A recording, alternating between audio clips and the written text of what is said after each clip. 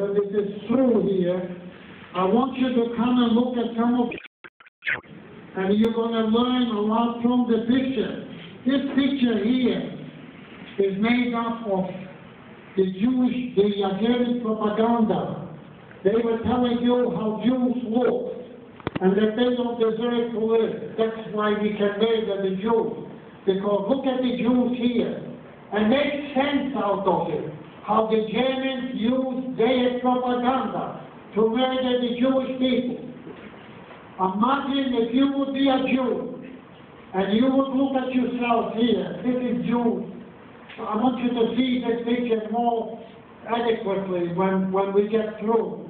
It would be very important for you to get the idea how they were making propaganda against us.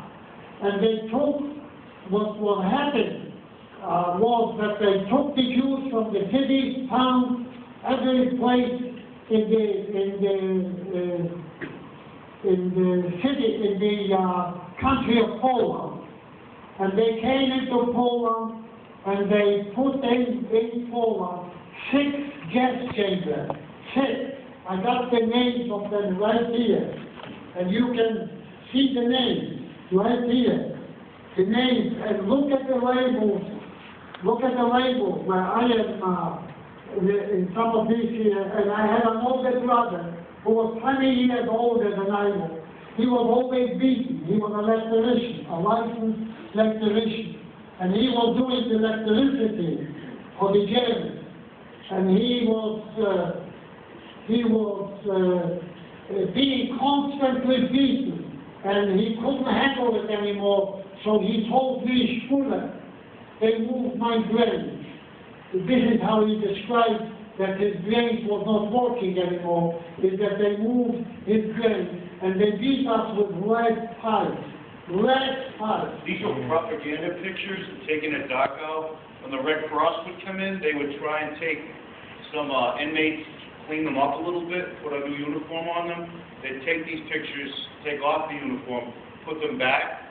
When Dachau was liberated, Steve's brother went in and found these pictures in with piles of pictures of he and Steve.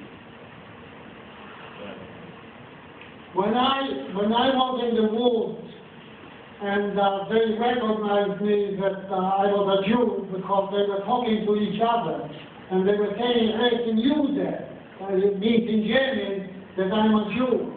So what happened is that they brought people who spoke Polish, Jewish, and German. They spoke, and some of them spoke Russian as well. They were Christians, those people. And they talked to me in different languages, and I couldn't speak, because we spoke Yiddish at home. And I never went to school, so I didn't know how to speak the Polish language. And they beat me severely, and they brought me to a camp. And when I came, this was the first camp. And when I came to the camp, my brother recognized me. He was there already. That's all I had was my brother. So there was a selection about a few days later, maybe a week, 2 weeks. There was a selection. A selection means that they were weeding out those who were sick, those who had yellow jaundice, those who were not able to work. So they weeded them out. So they selected some of those people to die. So I was one of the people who was selected to die. So before I went to die, I went to the bathroom. There was an outhouse. I went to the outhouse. There was no place to hide except in the pieces. So I went into the pieces, and I sat in a corner. I went away from the observation place where they could see me, and I went into a corner, and I stayed there for a little while, and then I got into deeper, till my neck like this. And you couldn't see anything out of me. Then they came and looked for me again, but they couldn't find me. When they murdered 106 children, 105, because I was going to be the 6th one. When they murdered these children, some of them were shot, but they weren't entirely dead. So they came out after they were killed, and then they had wounds on their body, and the wounds gave them gangrene, and they couldn't survive any longer, and they died.